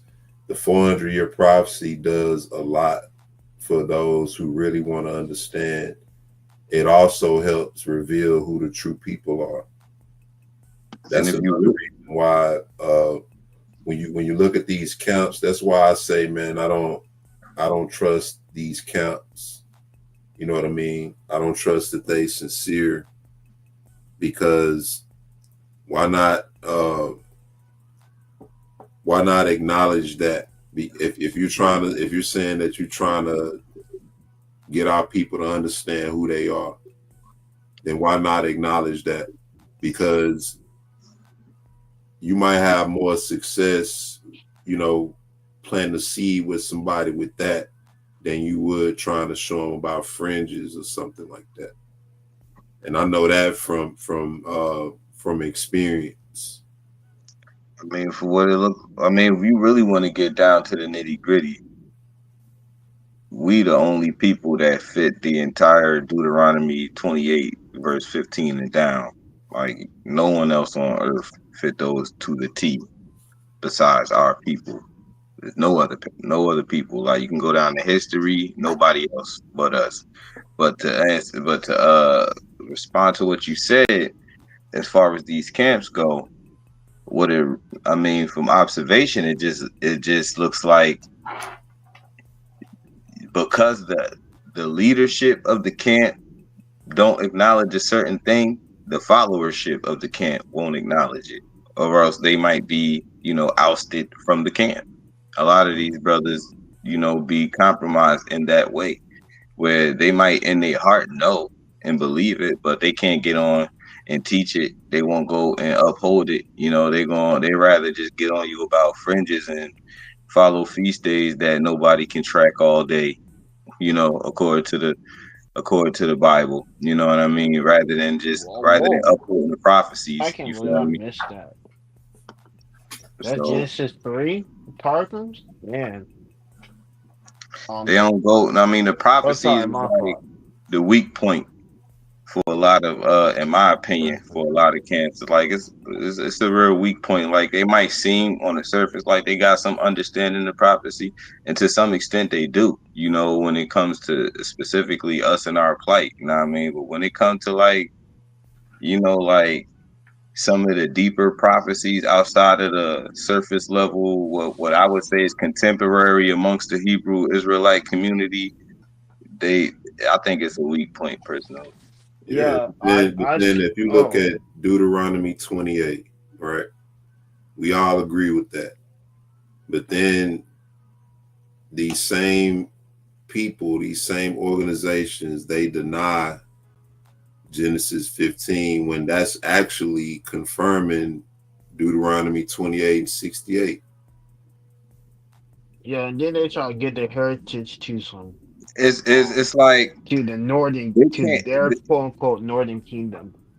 Not only They're not 12 not tribe only chart that, north. but they can't even tell you like what like they like you say like they deny it, you feel me, but they can't tell you. Like I had many debates about this, and it's just like you can't tell me where this applies, this 400 years where we was afflicted for 400 years. Where were we afflicted for 400 years in scriptures? They say that it was already fulfilled.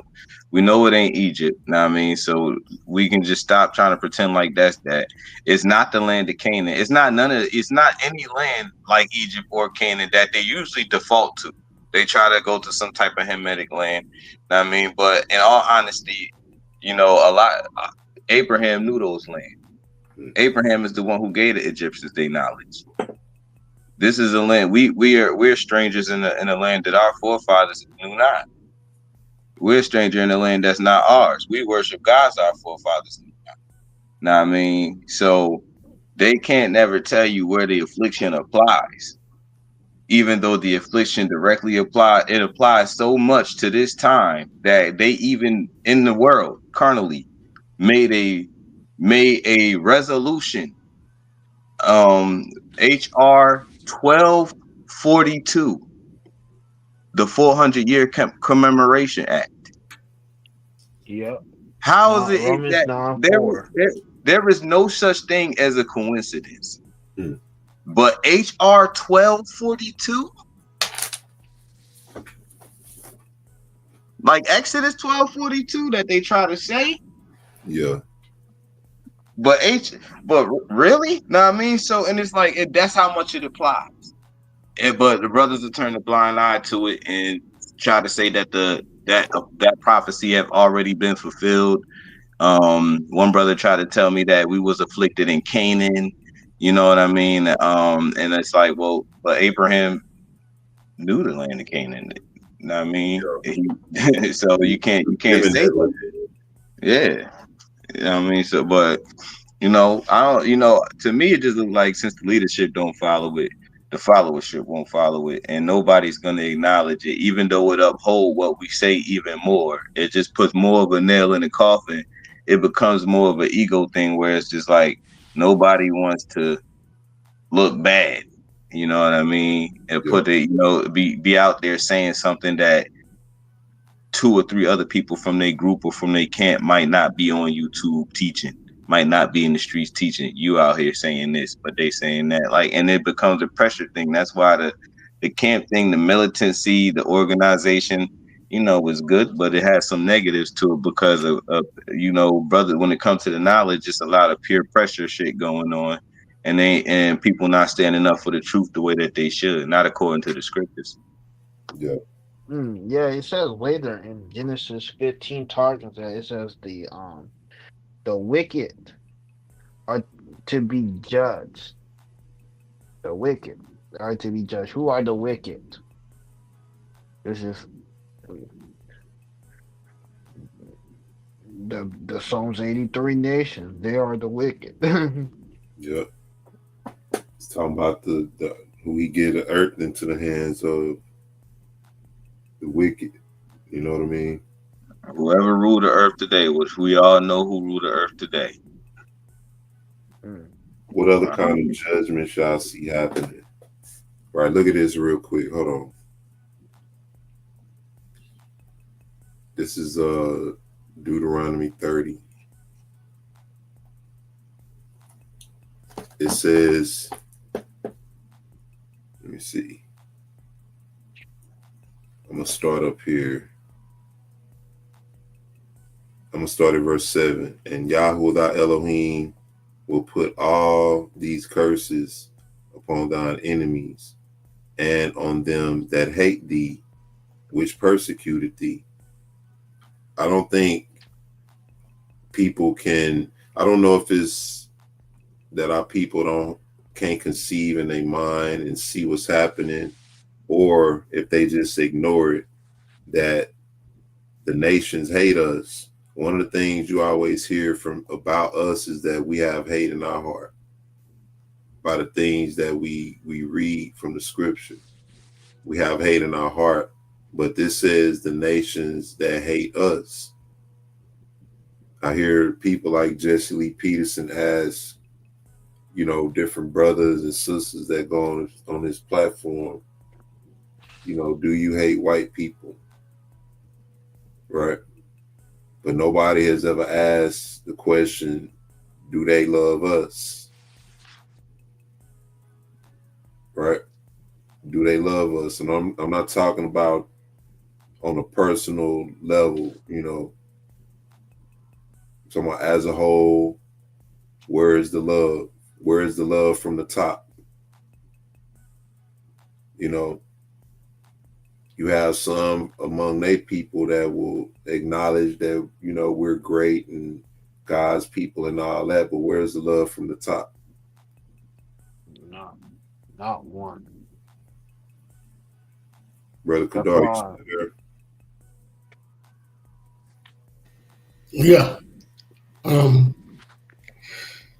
When we, Christianity try to use that, that these people love us, but when we look at the history and what they did and what they still doing to this day, I'm talking about as a whole. You might have an individual showing that he loves some Israelites or so-called black people, but as a whole, as a nation together, I think it's in Genesis 35 or 36, it says that Esau will have a perpetual hate towards us.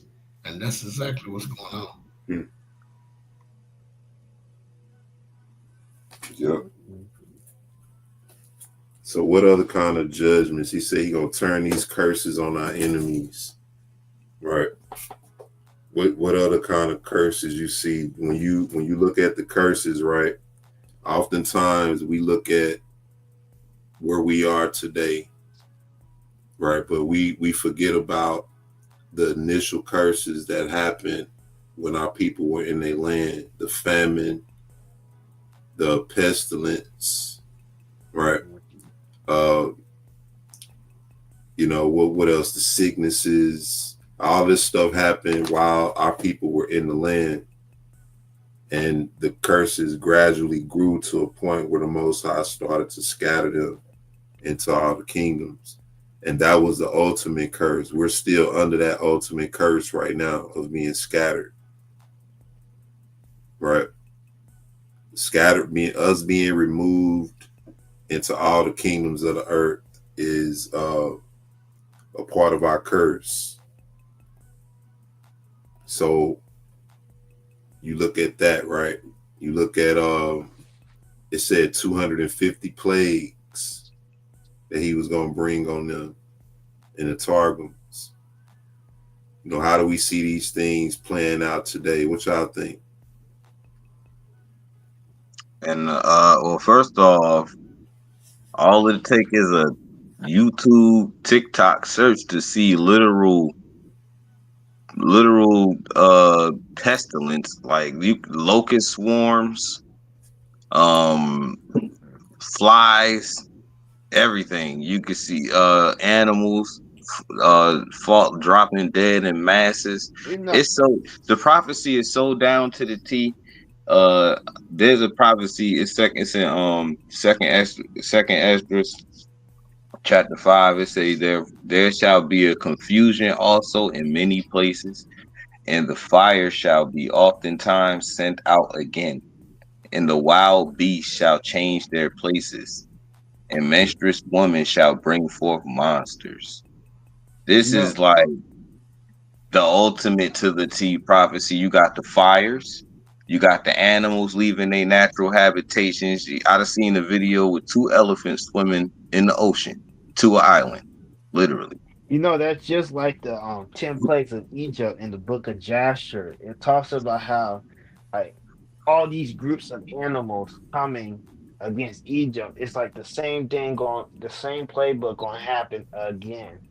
Those all the groups, and then it talks about the locusts, and it talks about how like the locust is, and it's the same description in the book of Revelations, which is crazy. Yeah, the You know, locust. my wife was showing me the other day how they were talking about releasing. I forget what the number was, but they were going to release some flies over Texas because of they said of maggots in the livestock or whatever, which that made no sense whatsoever. You know what I mean? All right. But it's like when you think about that, right? What happens when that happens? You doing that to get rid of maggots, but now you're gonna ruin your crops and everything else that's growing in your fields. And then the funniest thing, the Egyptians, they said they thought it was, they tried to make the best out of the plagues. They try to make the locusts and say, oh, it seasoned the food. I was like, guess, I guess Nah, they that's about to the see. same. They about to season their food with that, with the chemtrails. They talk about some maggots in the livestock and shit. I mean, that's all, that type of stuff be like that stuff be an excuse for them to just get up there, spray some chemicals down, and tell you what they trying to do, when really they just killing you. You know what I mean? Because there's no way, like, it ain't no way you got a team of people out there looking for maggots and livestock. Like these people spend millions of dollars on like ridiculous studies, like the effects of hamsters under like cocaine. You know what I mean? Like this is the type of stuff that they do. So when you hear stuff like that, that just means that they need an excuse for some more funding to go to get some planes up there to go spray some chemicals down. That's probably killing everybody softly. Speaking on Abraham, Abraham knew that the salvation was only for Israel. It even says that in Luke 68 through 80. A lot of camps they stop at 72, but that's the problem. You're not supposed to stop at 72. You're supposed to read all the way down the whole chapter of Luke till you get to, and it tells you Abraham even knew salvation. knew that salvation was only for Israel. Yeah. He knew that. That's like that's crazy. Yeah. But people don't read that. But you know, the rest all remains to be seen, man. You know, a lot of people aware of what's going on, and you know, they talking about deporting immigrants now, and it goes from that to now they saying that he talking about deporting black people. I don't know how true that is. Um, I heard a lot of people saying it, you know, but that's just something I have to look more into, get more information about. But in any case, if it happens, hey, we know what time it is. Hmm. And so And that's the thing. People too comfortable in America. They think it's somehow it's some special land. Like I tell people all the time, I was like, what happened if you're wrong and this is not special land? Would you still trust the Most High to get you out of this land? It's just crazy. I yeah, don't see much No, trust. I see more of I like was depending, trying to stay in this land, and it's like crazy. to even go along with that. A lot of people were saying that he was talking about deport first. Like he never said that. Um, that's just that's just the internet doing the internet.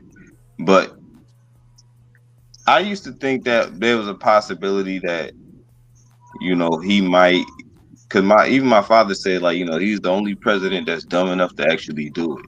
You know what I mean? 'Cause my whole thing is, uh, they don't want to let us go necessarily because they understand that we the only thing that's really holding back the judgment, us even being here.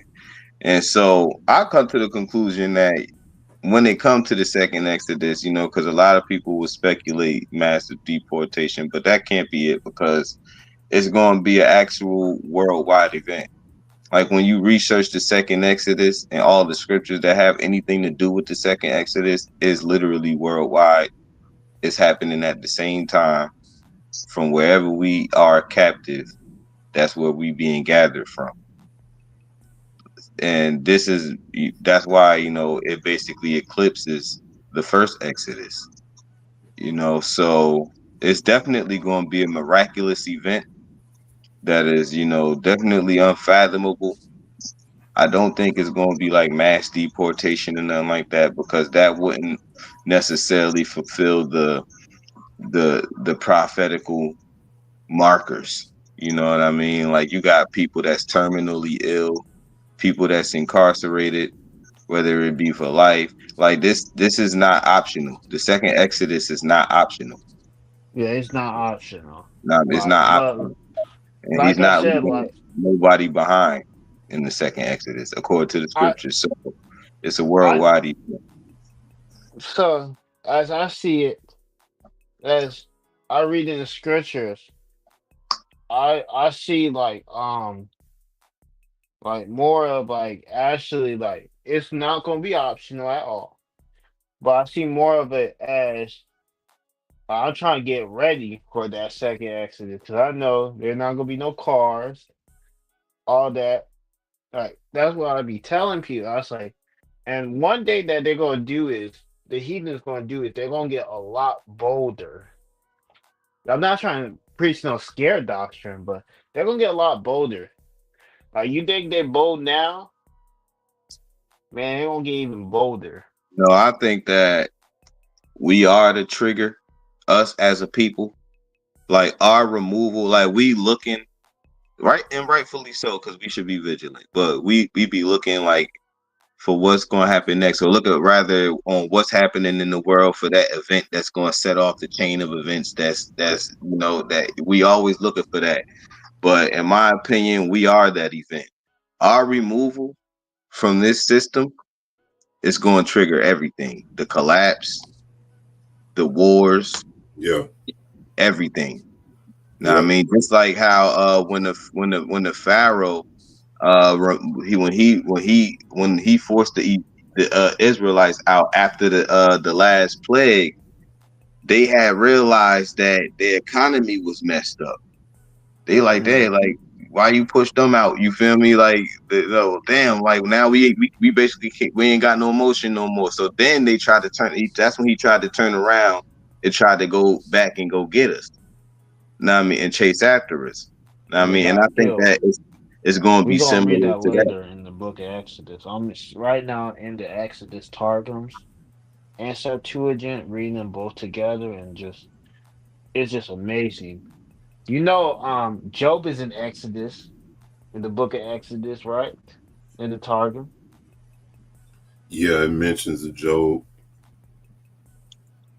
Servant of Egypt, the Pharaoh, like we've been saying. and it also mentioned him in Jasher too, Yeah, as a servant of Pharaoh. their servant. But But you know the funniest thing? That will cut that 430 years in Egypt, because it says Job started plotting, I believe, 127th year after the after what you call the Pharaoh. after they had came into Egypt, Yeah, after they came into Egypt. So that actually, but if you subtract 210 or 215, depending on which record, it gets like it's like it's straight. Like once slavery hit, Moses was born straight up. It's like it was like no time. yeah, all of them line up because Jubilees even talk about that, how during the time that Moses was born, it was during the time when the Israelites was being afflicted. Yeah. So he was raised up during that time. He had grew up and ruled in Ethiopia and everything. Mm-hmm. They still being afflicted, but I'm about to tap, man. Yeah, me too. It's about to get late. That's what I was about to do. I was gonna say my last point. I was about to go. yeah. But like I said, I want to say this: no prayers for Psalms 83. No matter if they want a prayer, there is no prayer for Psalms 83. It's only destruction and destruction. Destruction and destruction. They're gonna get double destruction. That's like how the Bible say, "I'm gonna kill you with death." The second resurrection, the resurrection unto death. I'm gonna kill you with death. You know, I was just earlier. I was just saying. I remember a month ago we was talking about that show about how they're teaching how Uncle Ruckus taught slavery. And it's like, man, they were ahead of their time, because now that's what they try to teach today. How our slavery was like, it was so peaceful and we were not working. Like, shut, Yeah, like, like and they just that's so crazy. What happened? they wish they could go back, like Oh like yeah, Paul because Mooney. they wish they go back to the old times. We're like, that ain't gonna happen. And no more old times. That has ship has sailed. Paul Mooney say, "Man, I read the White Slavery Handbook, and us getting away wasn't a part of the script." He said that's really what they mad about, man. That we got away, slavery ended. Yeah, hell yeah, they mad about that. Know what I mean? Because you know that's like catching a lion. Know what I mean, and caging his ass, Yeah, and then he just escaped from you. Like you, not, know what I mean, like you gonna be mad as hell at yourself because now you just looking over your shoulders because you know he in the bushes lurking for you, waiting. it's like, man, I didn't want him to get away, you know, but I didn't want him either at the same time. And now that he got loose, you They know, thought All right, they thought they was all gonna right. I'm control. going to, yeah, shalom, everybody. all right. Shalom, Shalom. shalom, bro. All right, everybody. Shalom. Thank y'all for having me. Shalom to you, brother E. Shoot, I've been working on learning how to deal with StreamYards a little bit more because I'm about to start uploading some stuff. So be on the lookout for that. I mean, I'm gonna start putting out a lot of this stuff that I've been finding on AI out. I mean, but till then, and also I'm working on some new songs right now. I ain't putting out nothing right now, but I am working on stuff. So Okay. I'll be on the lookout. Subscribe. I mean, and thank you, brother E, for letting me on. All praise to the Most High Yah for our deliverance under the authority of Yahshua Hamashiach. Shalom. No doubt, bro. Appreciate it. Shout out to the brothers, Kadar, brother Josiah, brother Yash, Spiritual B for coming on, brother son Judah. Y'all subscribe to Future King Productions on YouTube. And also go ahead and hit the like and subscribe to T.I.R. Talk Show and Fellowship, as well as Resurrecting the Truth. Check out trueebree.com, TRUEBREE.com. Give us some feedback on that when you get a chance. Also get with Sister Kimberly as well on those what scriptures that t-shirts. So for those who looking to support or to be generous, you know, those are ways you can do that.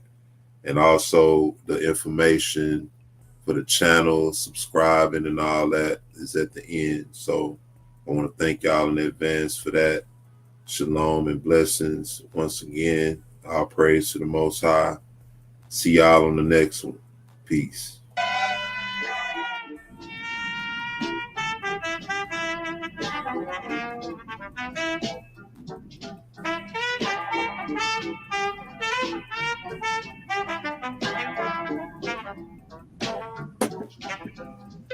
Where are people suffering? They're looking for something to look up to. They're looking for a change. How long?